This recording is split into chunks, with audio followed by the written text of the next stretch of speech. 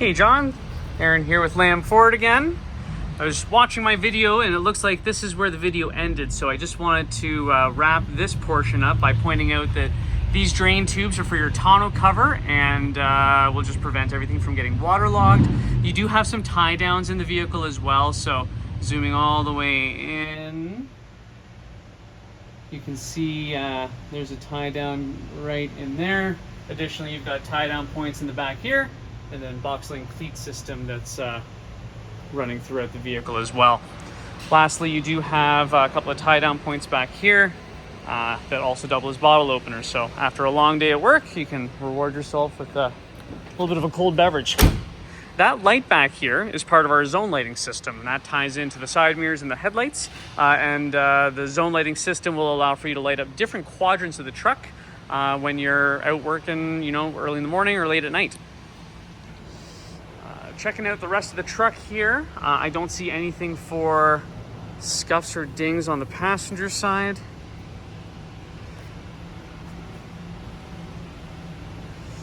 Tires look to be in good condition in the rear as well. I think I mentioned that in the previous video. Nothing for door dings or scuffs that I'm seeing. A little bit of dirt or grease or something there. And I think the last thing I didn't mention maybe was that these guys are functioning air vents on the F-150. So something to take note of as well.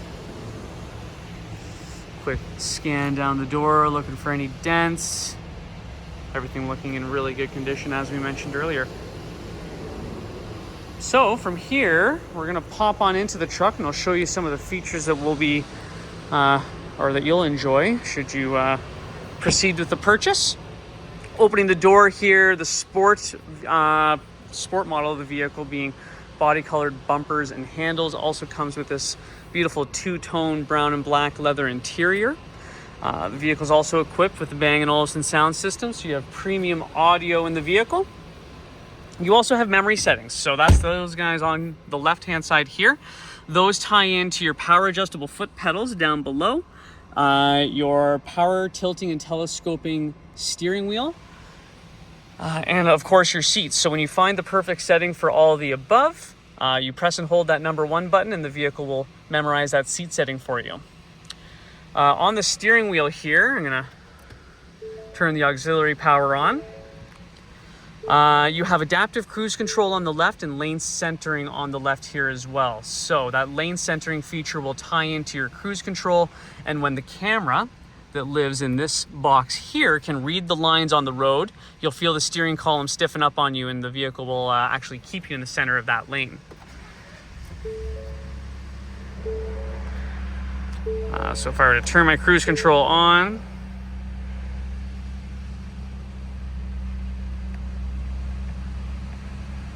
that's my adaptive cruise on the right hand side here.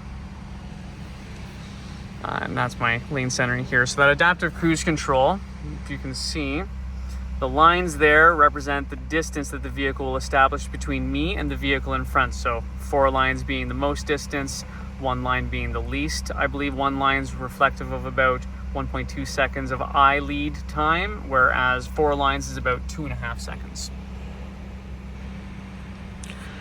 Rest of your controls on the steering wheel being volume, your phone here, your command function there, and then this menu button here will allow for me to change the screen options in front here. Diving into this center portion, you have your heated steering wheel, heated and ventilated front seats, dual zone climate control. On the left hand side here, I have drive mode. So as I twist this button knob here, it'll change the settings for the vehicle, where I can tune it to slippery mode. I can shift it to deep snow and sand, so it's going to turn the traction control off for me. Mud and ruts, which is going to keep the vehicle in 4-wheel high and lock my rear differential. Rock mode, or rock crawl mode, which is going to have me shift into 4-wheel low. And then eco mode and sport mode. So eco mode depositing less fuel in your cylinders, sport mode depositing more fuel in the cylinders, and then your tow haul mode, which will reduce the number of shifts your transmission makes, just making for a little bit more of an effective towing vehicle. And now into the screen here. So the vehicle is equipped with Sync 4 technology, which means wireless Apple CarPlay and Android Auto.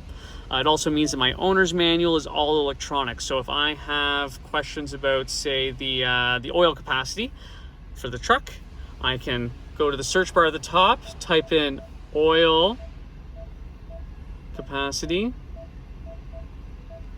click search, and it will do a keyword search and find all the information that pertains to the oil capacity of this 2.7 liter EcoBoost. If I see the information I need on the page, I can bookmark it and then access that later on in that bookmarks tab. My zone lighting lives right here.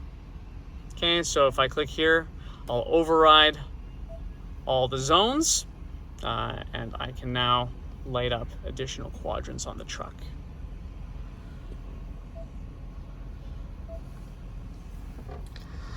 The other important stuff in here is obviously your towing information. You can program a trailer into this towing section here and have the vehicle watch for the blind spots of that trailer.